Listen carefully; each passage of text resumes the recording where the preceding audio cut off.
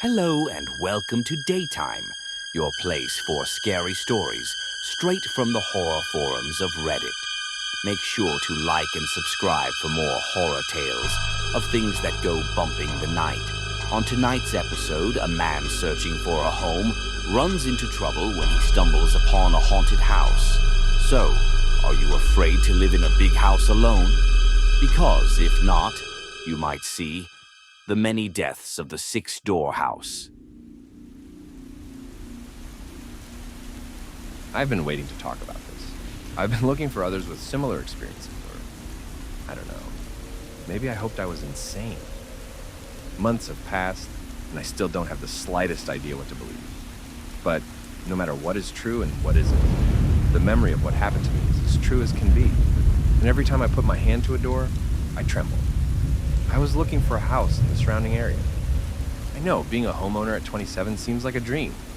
I know I've been fortunate. Even so, I wanted something remote, spacious, and comparably cheap. I'd been looking for something nearby, but everything even close to a larger city quickly ran out of my price range. It wasn't until I started looking at the rural outskirts that I started to see something realistic. I'd been to 4 open house showings in the past week when I came across an ad that looked too good to be true. Another open house, but this one was just perfect. Apparently, they were looking to make a quick sale after a previous deal had fallen through. I made my way to a small nearby town called Tomskov. There was a little billboard with a blue sunflower greeting me, and I took a hard right down a street named Sun Plenty Road. There were only 5 houses there, and the one I came to look at was at the far end. Even from a distance, I could tell I wasn't the only visitor. I parked on the street outside and took in the sights. There was an open house sign outside, again with the sunflower logo. There was a separate garage, and the house itself was smaller than expected. Homely, but small. I was greeted by a cheerful man. He had thick glasses, a receding hairline, and the kind of fun uncle smile that told me he could get away with anything. Come on in, He said. you're gonna love it. There was me, the realtor, and 3 other people, a middle-aged couple, and a younger woman. She had this messy black hair that kept poking her in the eye. Even at a glance, I could tell the young woman was distraught. She wasn't even looking around the house. She seemed more interested in the people wandering about. The house had a simple and open layout. The bottom floor had a bathroom, a separate study room, an adjoining kitchen, and a lounge area. There were stairs leading to a sort of catwalk on the second floor, making the main room wide open. The second floor had another bathroom, a bedroom, and a guest room. It had this sort of sullen 70s vibe with gray and white flower-patterned wallpaper. There were little scuffs and tears pretty much everywhere, but the house itself seemed fine. The realtor, Anders, showed me all the details of the kitchen. He assured me that most of the appliances were to be replaced before the next homeowner moved in, and proudly displayed the new garbage disposal. It was a nice enough setup, but I couldn't tear my eyes away from the young woman standing outside the study. I got the feeling that she was standing guard. As the middle-aged couple walked downstairs, they asked her, could they have a look? No, She answered with a shrug. you can't. Don't mind her. Anders the realtor smiled. Of course you can. No, She insisted. they can't. Anders walked up to her and leaned in. His demeanor shifted. They argued back and forth, and I could hear her repeat over and over. This is not what we agreed to. The middle-aged couple and I just looked at one another. While the realtor and the young woman argued, we introduced ourselves. I smiled and gave them my name. They were named Helen and Sebastian, or Seb for short. Typical Midwestern salt-of-the-earth kind of people. They were suffering from an empty nest and seemed to want a place to start over. They made no secret about being interested in the place, although Helen wasn't sure about having no direct access to the garage. Seb, on the other hand, wasn't sure about the soil. He wanted a proper garden, and the soil seemed ill-fit to sustain greenery. Still, Helen smiled, best place we've seen so far. Sure is. added Seb, giving Helen a little shake. Anders kept arguing with the young woman. I could overhear her name as Whitney, and she was not willing to cooperate. Finally, Anders just pushed past her, putting his keys in the lock. Right this way. We'll just take a quick peek. We're not done in there. she said. You can't just... It was supposed to be packed up, Whitney. I can't help that you're late. That's not... Please, give me an hour. You've had plenty of hours. He clicked the door open and pushed it in. The three of us gave Whitney an apologetic look as we stepped inside. The study was a mess. Old clothes strewn across various furniture, loose papers and books haphazardly thrown across a musky desk, an entire wall of bookshelves full of textbooks, ranging from discrete mathematics to philosophical physics. I stood there for a few seconds, taking it all in. Whitney pushed past us, grabbing an empty box from the floor. Don't touch anything. She sighed. Just look at it and leave. Anders leaned over to us, lowering his voice. You have to excuse her. He whispered. There were some complications with the former owner. Oh, she's the daughter? Seb asked. Anders nodded. While Anders told us about the east-facing windows and the top-of-the-line air conditioning system, I couldn't help but to keep my eyes on Whitney. She was rummaging through the desk, dropping mementos, pictures, and notebooks into one of her many cardboard boxes. I could tell she was sleep-deprived. She kept yawning. Helen seemed eager to just leave Whitney to her grieving, while Seb kept to the practical details. He checked the hardwood floor, the insulation on the windows, the wall linings for pests. At one point, he almost knocked over a coffee table, and Whitney came running. She caught a vase that was about to topple off the table. Don't touch anything. She cried out. Just, if you have to be here, stay still. I'm, sorry. Seb said. I was just... Just go over there. She waved her hands around, shaking the vase. There was a little rattle coming from it. She shook it again, and I could see the color fade from her cheeks. Carefully, she tipped the vase, and something dark plopped into her hand. A large bronze key. Whitney pulled her hand back, letting the bronze key clatter to the floor. She covered her mouth, forgetting how to exhale. We just looked at her, having what seemed, to us, like a mental breakdown. Nobody move. She gasped. Nobody. Do anything. We all just stood there. Helen and Seb barely breathed, and I was suddenly hyper-aware of how still my feet were. Anders wasn't impressed.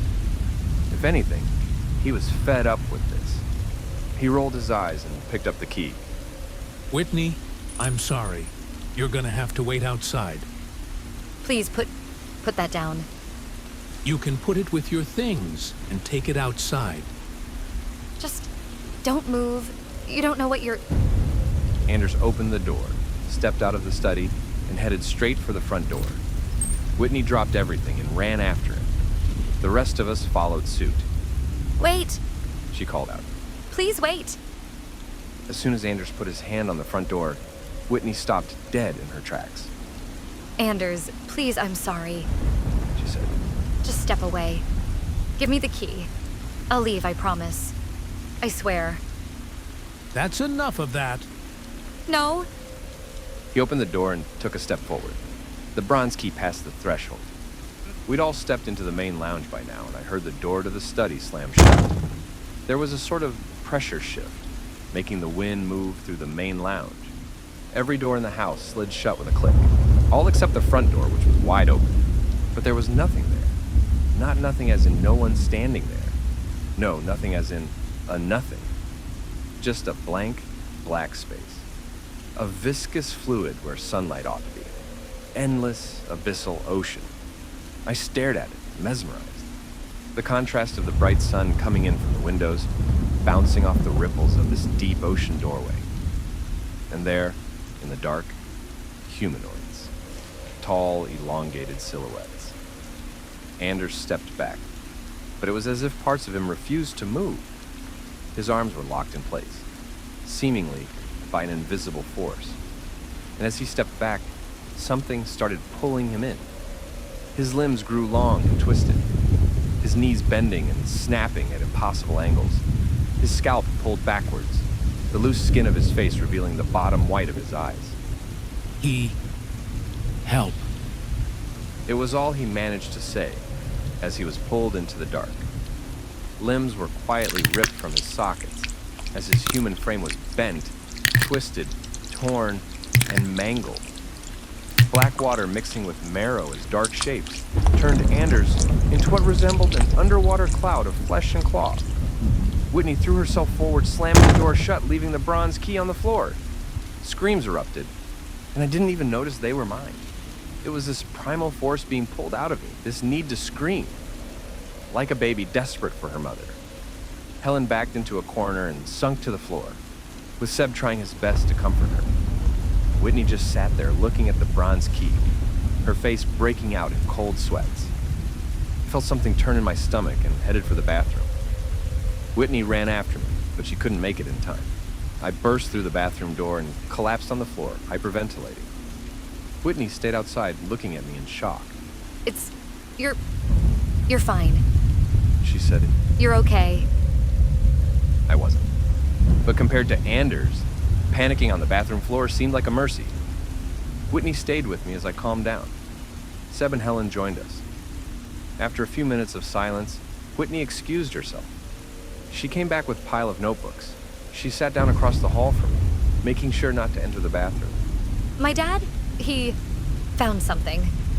She said, I wasn't sure exactly what. We should leave. said Helen. We should leave right now. We can climb out a window. Said Seb. If the door is... Just, please, Sighed Whitney. just stay. We'll figure it out. I mean no offense, Said Helen up. but what on earth was that? Whitney turned the notebook to a specific page and read aloud. I've been marooned in this house for 30 days. I never know where the door is. Sometimes I can hear water, sometimes not. I tried the windows, but it nearly burst my eardrums from the pressure as water came rushing in. I can't leave. I can't move. They wait behind the door. They wait for me to open. Whitney scratched her head. Helen looked back and forth, as if waiting for something to make sense. Seb just shook his head, What does that even mean? asked Helen. What happened? It has to do with the doors. Whitney explained, They wait behind the door. There's nothing there. said Seb. There's light coming through the windows. It's not that easy. It's when you open it. That doesn't make any sense. Whitney stood up and handed Helen 3 notebooks. We can argue the details of Dad's quantum entanglement experiment later, but that's not going to help us. So, let's just go then. Said Seb. Let's leave. You want to take your chances on the front door? That it won't come back? Go ahead. Seb took a few tentative steps up to the front door. Helen wanted to protest, but she just started looking back and forth. Whitney crossed her arms and turned away.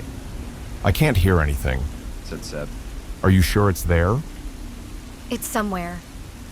Said Whitney. I don't know the rules. It has to do with the doors. I got up off the bathroom floor and looked at them. Seb took his hand off the front door and stepped back. Whitney turned her attention to, You put yourself at risk. said Whitney. That could have killed you. The bathroom? The door to the bathroom, any or all of these doors, it could be connected. Here, let me... Whitney walked up to Helen and took one of the notebooks back. She turned to one of the latter pages. The framework of passageway. Concept of thought. Paired in alignment, the darkness standing shy from the mirrored back of Empyrean. Realm unwilled and unbound, misshapen by collective subconscious. We cannot pass. Our world forgotten blocks dissipated. Like a bridge cannot be built of water, and a house cannot be built of wind. But the great craftsman blames not their tools, and eternal gold can be found in humble bronze. Bronze, I said, like the key. Look, my dad, we weren't on speaking terms. I've looked at all this for days, and all I can tell is that he was off his rocker. He died in that room. Whitney pointed to the study. Helen hugged Seb tight, holding back a sob. He couldn't leave. He was convinced that the door would eat him. Helen sat down by the kitchen table. Thankfully, there was no door in between the kitchen and the main lounge. Seb walked straight up to Whitney, grabbed her by the collar of her blouse, and slammed her up against the wall, his calm demeanor cracking at the seams. We shouldn't be here. He said, This is your fault. I didn't know. It was all just ramblings. I didn't have time to clear it all out. How could I have known? You recognized the key. said Helen. You chased after him. You asked him to wait. That's the only part that keeps coming back. Whitney yelled. Check the notebooks. The key, it's everywhere. It's everything. So what do we do? Seb asked. Do we use it or destroy it? Whitney looked at the pile of notebooks she'd managed to gather from the study. It was only a handful of everything we'd seen in there, but it might be enough to get some semblance of an answer. The house had 6 doors: the front door, the bathroom door, the study room door. On the top floor, there was another bathroom door, a door to the guest bedroom, and the main bedroom door. The bathroom door on the bottom floor was already open and considered safe. I could step in and out without a problem. Whitney explained as best as she could. Her father had grown increasingly paranoid since divorcing Whitney's mother. He'd locked himself in his house, committing fully to his studies. He'd always been a bit agoraphobic, and having a reason not to leave the house was a bit of a blessing in disguise.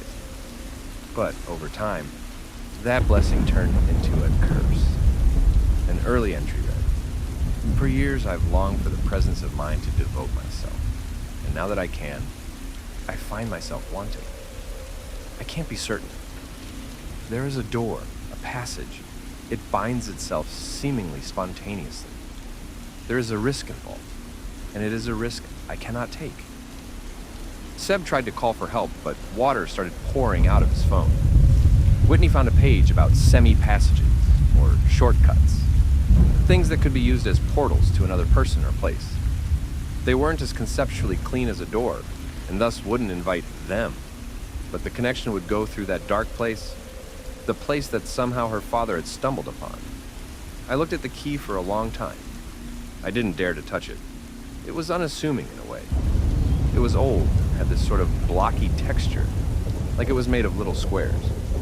While Helen and Seb rifled through notebooks, Whitney looked up and talked to me.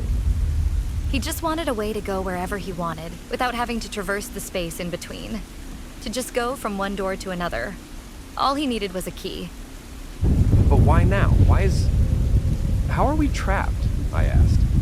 We got in here just fine, The realtor. sighed Whitney. He tried to leave with the key. I think that triggered it. So how do we untrigger it? Whitney shrugged and pointed to the notebooks. We had endless discussions. We compared notes, drew out theories. Helen thought we could force the bronze key out a window, but Whitney theorized that it'd just leave us locked inside. I suggested we listened at each door, just to eliminate which ones were safe and which weren't. We tried, but there was seemingly no way to tell. Sometimes I could hear rushing water on the other side, scratches on the wood. Other times, nothing. Even going back to the same door, it'd sound differently each time. We considered opening several doors at once. We spread ourselves out. I was at the upstairs bedroom door, right next to Seb, by the guest room door. Whitney was downstairs by the study door, and Helen insisted on the front door. We all put our hands on the handles. I wasn't sure if I could hear something on the other side or not. My heart was pounding too loudly. There were 6 doors. 5 were closed. 1 open. Someone was probably going to die. There is only ever one door. He only speaks of it as a singular. It can change over time. Said Whitney. This is our best shot. We can't know for sure. Said Seb. And why do we even want to open them all? There's nothing in the bedrooms, right? We're excluding, I said, like we did with the downstairs bathroom, We should close it. said Helen. Shouldn't that improve our chances of our other doors being okay? I have no idea. Sighed Whitney. Are we doing this? Seb backed away from his door, taking the hand off the handle. It ain't right. He said. None of it. It ain't right. Everything erupted into an argument. Seb couldn't bring himself to risk his life for anything less than an exit, and Helen couldn't stop crying at the thought of that dark abyss. I couldn't blame her. To this day, I can't stop imagining it. Whitney, trying to act as a voice of reason, read aloud from one of the notebooks. The concept of the passageway, the door, changes at the flick of a thought. An alien thought, like an invisible, uncontrollable shadow of the psyche. It refuses to be controlled. My exit could be my end, or as likely a wooden frame. Much like we cannot control the smoke of a campfire, we cannot foresee the turning of the passageway. We all looked at one another. Helen collapsed by the front door crying. Whitney was close to a mental breakdown. I felt this enormous burden settle in my stomach, like I was missing something. Let's take the door off the hinges. Said Seb. We'll turn it into an arch. Then it ain't a door anymore. You think that'll work? In theory, maybe. Said Whitney. But how do we do that without opening it? We'll take the whole frame off. Seb said. There's a crowbar under the sink. Saw it when I checked the garbage disposal. Helen bent down next to the sink, put her hand on the kitchen cabinet handle. I gasped. Was that considered a door? Could it kill her? Would it? I imagined that dark, cold abyss. That enormous force pulling me in, turning my very form into this unrecognizable mass. Where no screams can be heard. All I'd have to show for such unimaginable anguish would be a burst of bubbles. Then nothing. No! I cried out. Stop! But it was too late. Nothing happened. Helen opened it, pulled out the crowbar, and that was that. But for a brief moment, I realized how Whitney's father must have felt. That uncertainty, not knowing for sure if that one flick of the wrist would be damnation or nothing. Helen handed the crowbar to Seb, while Whitney gave me a pat on the shoulder. I couldn't stop crying. My whole body was shaking from the sudden rush of adrenaline. Meanwhile, Seb walked up to the front door and started tapping the wood. The theory was this: if there was no door, nothing could come through. There was no point in doing a test run, because if it didn't work, someone would lose their life either way. It was better to have an honest chance of getting out. Whitney gathered towels. She had this idea that maybe water might start leaking if the door was turned into a semi-passage, like a window. If so, we might have to find a way to quickly stop the flow. By the time we got the towels, Seb started working on the door frame. As that first crack rang out, I heard a click. The front door slid open. Without a moment's thought, Seb pushed it close. It had barely opened an inch. We all held our breaths. We were fine. Nothing was happening. It's clear. Helen called out. There's nothing there. I saw it. It was nothing. It can change. Whitney yelled back. We can't take that risk again. Like hell we can't. Seb put his hand on the front door, but Whitney tackled him. The crowbar fell to the floor as Helen rushed forward to help. Listen. Whitney yelled. Just listen. A rumble, like a great whale passing in the distance. It was right there, on the other side of the front door. Without a word, they all stood up and backed away. The door shook from the passing force. Something was definitely there, Then the rest should be fine. said Seb. We can get to the study. Whitney nodded, and the two of them burst into a sprint. Helen wasn't convinced, but didn't know what to say. Whitney dropped her crowbar, and as she bent to pick it up, Seb opened the door to the study. Darkness. No. Panic exploded. Helen grabbed his arms, trying to pull him out. Whitney crawled backwards, closing her eyes and covering her ears. I couldn't watch. All I heard was Helen screaming his name over and over. There was a gargle, a scream turning into an inhuman screech like a burning pig. Sebastian. Helen kept repeating. Sebastian. Sebastian. There was a click, and then nothing but crying. I looked up to see Helen collapsed against the study door. It had slid shut from the pressure on the other side. I'm coming, Sebi. She cried. I'm... She opened the door again, and there was the study just as we'd left it. Helen collapsed on the floor, curling up into a fetal position. She kept making this childlike yowling, scratching the surface of the hardwood floor, as if trying to dig Seb back into reality. But there was nothing left, not even water droplets on the floor. Then there were her arms. She'd held on until the door had slammed shut. Her sleeves were torn and her arms bloody. Not much, but there were these round little suction marks. They were already bruising with spots of blood poking through the skin. I sat by Helen as Whitney started rifling through the study. There were more notebooks, more theories, more diaries, notes about experiments, clever tricks, and attempts. So far, every idea to understand the rules were in vain. We couldn't make sure. No matter what, we could never be truly sure. 2 open doors, 4 closed. I don't know how many hours passed. I managed to get Helen to the couch, but she was inconsolable. She could barely comprehend words anymore. She didn't blink, and she could barely breathe. There were no coherent thoughts in her mind, just darkness. This awful, soul-sinking darkness. Whitney propped up the open doors with books and towels to make sure they wouldn't accidentally close. All the while, she kept trying to convince herself. We keep opening them one by one. She said. If we can get it to manifest in one single place and keep that door open, we should be able to leave by another. The sun had started to set outside. For all intents and purposes, this still just looked like a house. The windows were clear, showing the greenery outside. Maybe it was all a lie. Maybe none of it was really happening. But looking down at Helen and her unblinking eyes, I knew it was the realest thing I'd ever experienced. There's 3 of us, I said. 4 doors. We can't make it. No, that's perfect. Nodded Whitney. We open all but the front door. It manifests. Then we can get out through the one safe remaining door. Unless we all die, there's nothing that says it can only be in one place, It is implied. said Whitney. If you got a better plan, just tell me. But unless you want to starve to death, we gotta... Starve? I interrupted. Is that what... I looked back at the study where Whitney said her father had died. No words were necessary. She took a deep breath and nodded, He couldn't bring himself to try. she said. So we have to ask ourselves what we want. A long but certain death or a violent risk at life? The fridge, the freezer, and all the cupboards had been cleared out. Whitney found some raisins for us to share while we pondered what to do. Helen couldn't eat. She stared blankly ahead, waiting for her mind to come wandering back. It was dark outside. Whitney rolled the bronze key between her fingers. I wonder how he did it. She sighed.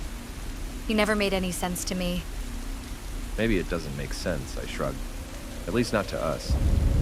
Then what made him so special? Well, he did have a lot of books, I said, reaching into a pile we'd gathered from the study. Just look at some of these. Astrology of Abraham, Channels of Esoteric Geometry. I like this one, I said, holding up a little red book. Diary of Emmett Rask. Right. But it doesn't beat the Whitney pulled out another book from the pile, turning it over. 13 Faiths of the Blameless Mother. I shook my head, looking over at Helen. A handful of raisins slipped between her fingers. She didn't even bother closing her hand. Looking back at Whitney, I sighed. You're right, I said. We have to try. So we did. We lined ourselves up on the top floor. Helen on the far right near the bathroom. I was on the far left, by the guest room. Whitney was in the middle, by the bedroom. Helen didn't understand. She just mimicked us, We're gonna open on 3. said Whitney. And no matter what we see, just run. Run downstairs and just go. Get out. I nodded. Helen didn't. 1. I tightened my grip. I saw Helen follow my lead, giving me an exhausted look. She could barely keep her eyes open. 2. I started doubting which way to turn the doorknob. I'd turned 1,000,000 doorknobs throughout my life, but that was the first time I'd really thought about which way to turn it. I imagined myself hearing water, bubbles, distant rumbles. I tried telling myself that it was all imagined, fake, tricks of the mind. But in my heart of hearts, I knew it wasn't. 3, we opened our doors. All I saw was a well-made bed, a bag of toiletries, probably Whitney's. I left the door open and turned around. Helen was smiling as the darkness welcomed her. Come on. Whitney screamed. Leave her. The door to the bedroom was open, clear, but I was standing just 10 feet away from an endless abyss. Helen looked at it as if searching for something. She touched the surface with an outstretched hand. Seb, honey. She cried. Sebby, please. A pulse shot through her. I could see the hair on her arm stand up. her veins turning black. Oh, Sebi. In an instant, her flesh unraveled as it flayed itself from the inside out. Her scream stifled as something pulled her in, leaving splotches of blood behind from the outline of her feet. A pained moan escaped her, only to be turned to harmless bubbles and pressurized void. Whitney grabbed me by the neck and pulled me downstairs. We ran to the front door. We looked back a final time just to make sure it was still manifested upstairs. It was still there. We'd sacrificed Helen, but we'd make it out. Whitney pulled the front door open and stopped. Darkness. We'd been wrong. Whitney turned to run as an impossibly long arm grabbed the flesh of her back, straight through her clothes. It pulled her back. I crawled away, not being able to close my eyes. Help me! She cried out. For God's sake, fucking help me. I shook my head, not knowing what to do. I'll never forget those desperate eyes. The betrayal, the pleading. She fought every inch of the way. She dug her nails into the hardwood floor. She kicked, she pulled, she screamed. But for every second she stayed, the more painful it was. With a final snap, the fingers dug into her spine, folding her like a lawn chair. A lifeless body dragged across the floor, unceremoniously pulled into the dark with a quiet squelch. And the door, slightly damaged by Seb and his crowbar, slid shut. I was all alone. The door to the guest bedroom and the main bedroom remained open. There was the bathroom and study downstairs. Just 2 closed doors left. The bathroom and the front door. Both closed, both wrong. There was no right answer. I must have stayed there for days. I found some trail mix in Whitney's bag. I had water. I could shower. I had a change of clothes. I scoured the notebooks over and over and over, trying to find the slightest hint on what to do. There had to be some way of knowing for sure. There had to be. It wasn't until I came across a final note that I realized it was over.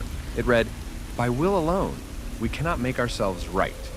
Right is right, independently of our actions and intentions.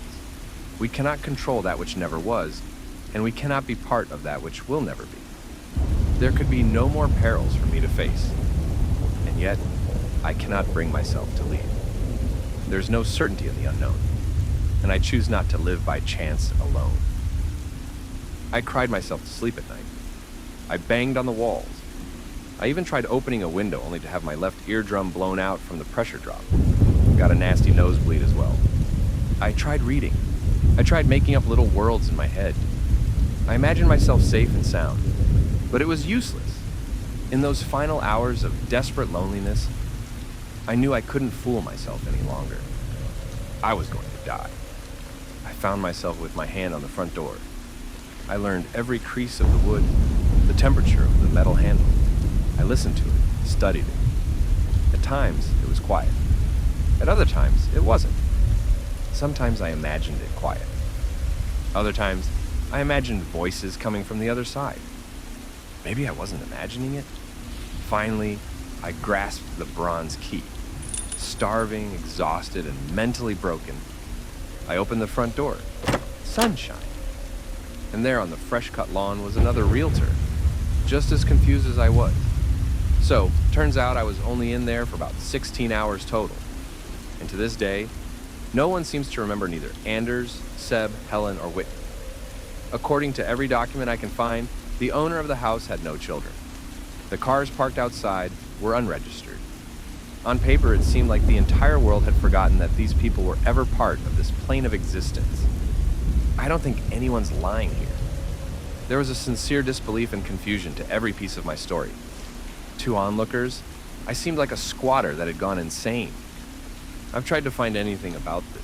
They won't let me go back to read the notes. The investment firm who owns the real estate company swept it all under a rug and tore the place down. I suspect they were the ones who made the bronze key mysteriously disappear from the evidence room. I've tried to find copies of the books I found in there. Some of them have been seen in passing on strange message boards, and one just keeps making my computer turn off whenever I try to Google it. Who the hell is Emmett Rask anyway? If anyone knew these people or have heard about this phenomenon, please, I need to know I'm sane. I need to know this isn't all a dream. I need to know I won't wake up with my hand on that front door, having imagined living a life back outside. This has to be real. I am real. There is nothing on the other side of the door. Go ahead, listen. There's nothing there. It can't be. Can it?